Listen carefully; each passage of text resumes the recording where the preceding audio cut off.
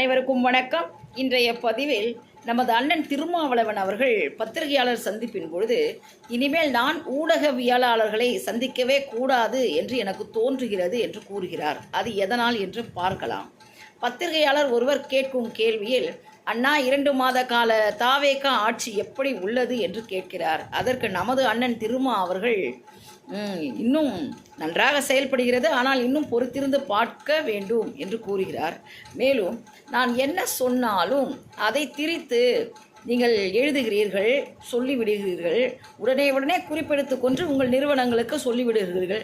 அவர்களும் அதை தீர விசாரிக்காமல் அப்படியே போட்டு விடுகிறார்கள். எனக்கு என்ன தமிழே தெரியாதா, நான் தமிழ் பேச முடியாமல் பேசுகிறேனா என்று நானே குழம்புகிறேன் என்ற அர்த்தத்தில் அவர் பேசுகிறார். மேலும் குடியரசு ஆட்சி தமிழகத்தில் வந்துவிடக்கூடாது என்பதற்காகத்தானே நான் தாவேகாவிற்கு ஆதரவு அளித்தேன். கடந்த மே மாதம் 9, 10, 11 ஆகிய இந்த தேதிகளில் தமிழ்நாடு எப்படி இருந்தது என்று எல்லாருக்கும் தெரியும். இடதுசாரிகள் 8ஆம் தேதியே தனது ஆதரவை அளித்து விட்டார்கள்.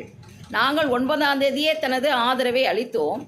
இருந்த போதிலும் நீங்கள் நான் நிறைய நேரம் எடுத்துக்கொள்கிறேன், மிகுந்த இடைவெளி வந்துவிட்டது என்று குழப்பமாக உள்ளது என்றும் கூறுகிறீர்கள். இதில் நீண்ட இடைவெளி எங்கு உள்ளது என்று கேட்டுவிட்டு, டெல்லியில் காங்கிரஸ் கூட்டணியில் இருப்பவர்கள் பாரதிய ஜனதாவோடு நன்றாக கைகுலுக்கி சிரித்து பேசி மகிழ்வார்கள்.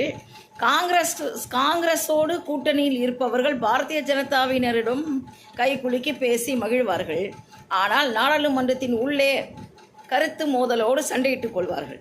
வெளியே வந்து லாபியில் ஒன்றாக அமர்ந்து சிரித்து பேசி மகிழ்ந்து டீ, காஃபி என்று வருந்துவார்கள். ஆனால் தமிழகத்தில் அந்த நாகரிகமான அரசியல் இல்லை. நீண்ட நெடுய காலமாக நாகரிக அரசியல் இங்கே இல்லை. திமுககாரன் அதிமுககாரனோடு பேசக்கூடாது, பழகக்கூடாது, ஃபோட்டோ எடுக்கக்கூடாது. அதிமுககாரன் திமுககாரனோடு பேசக்கூடாது, பழகக்கூடாது, ஃபோட்டோ எடுக்கக்கூடாது. அப்படியே எடுத்தால் அவ்வளோதான் போச்சு என்ற மனநிலையில் தமிழ்நாடு மிக நீண்ட நெடிய காலமாக இருக்கிறது என்று அண்ணன் மிகுந்த வேதனைப்படுகிறார். நான் கூட்டணியிலிருந்து ஷிஃப்ட் ஆகிவிட்டீர்களே என்று கேட்கிறார்கள். நான் ஷிஃப்ட் ஆகிவிட்டால் உடனே நான் கூட்டணியை விட்டு முறிந்து கொள்வதா? நான் நட்பு பாராட்டக்கூடாதா? நான் அன்பாக அவர்களிடம் பழகக்கூடாதா என்று கேட்கிறார். மேலும் நாங்கள் 9ஆம் தேதியிலிருந்து 21ஆம் தேதி வரைக்கும் 10 நாட்கள் இருந்ததல்லவா, அந்த மனநிலையில் இருப்பதை பற்றித்தான் நான் கூறினேன். உடனே என்னை குழப்பவாதி அண்ணன் வந்து கூட்டணியில் உள்ளதாக கூறுகிறார். கூட்டணியும் முறிந்து விட்டது என்று நான் கூற வேண்டுமா என்று கேட்கிறார். நான் என்ன சொன்னாலும் நீங்கள் திரித்துத்தான் போடுகிறீர்கள், அது ஏன் என்றே எனக்கு புரியவில்லை என்றபடி அண்ணன் கேட்கிறார். திமுகவினரிடம் இடதுசாரிகள் இந்த முடிவை எடுத்துள்ளார்களும் நாங்களும் இதே முடிவை எடுத்துள்ளோம் என்று கூறும் பொழுது திமுகவினர் கோ ஹெட் என்று பெருந்தன்மையாக கூறினார்கள். நானும் தோழமையில் நாங்கள் உள்ளோம், கூட்டணியில் தோழமையாக நட்பாக நாங்கள் உள்ளோம் என்று கூறினேன்.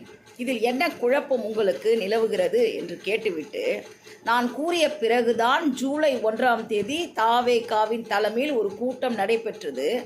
ஆனால் அந்த கூட்டத்தில் இடதுசாரிகள் பங்கேற்கவில்லை, அதில் கூட்டணி அமையவும் இல்லை, அந்த கூட்டணிக்கு பெயர் வைக்கவும் இல்லை. எனவே இப்பொழுது நீங்களே சொல்லுங்கள், கூட்டணி அமைந்து விட்டதா என்று கேட்கிறார். அண்ணன் என்னதான் தன் விளக்கத்தை நீண்ட நெடிய விளக்கமாக தந்தாலும் கொடுத்தாலும் தமிழக மக்கள் ஏற்றுக்கொள்வார்களா என்பது காலம்தான் இதற்கு பதில் சொல்லும். ஏனென்றால் திருமா அண்ணன் என்பவர்கள் தமிழ்நாட்டின் மிகப்பெரிய சொத்து. தன் சொத்தாகவே தமிழக மக்களுக்கு திகழ்பவர் அவர். தன் கருத்துக்களை நாடாளுமன்றத்திலும் சரி, மக்கள் மன்றத்திலும் சரி மிக தெளிவாக வலிமையாக எடுத்து கூறுபவர். அவரே திமுகவை விட்டு விலகி சென்றால் நாங்கள் எங்கே விலகி செல்வது என்று தமிழக மக்கள் மிகுந்த குழப்பத்தில் உள்ளார்கள். அதன் பொருட்டுதான் ஊடகவியலாளர்கள் தங்களையே குறிப்பாக குறிவைத்து எங்கு நீங்கள் சென்றாலும் இதே கேள்வியை தொடர்ந்து கேட்கிறார்கள். இது அண்ணனுக்கும் தெரியும். எனவே இது காலம்தான் பதில் சொல்லும் என்பது தமிழக மக்களின் கருத்து. நன்றி, வணக்கம்.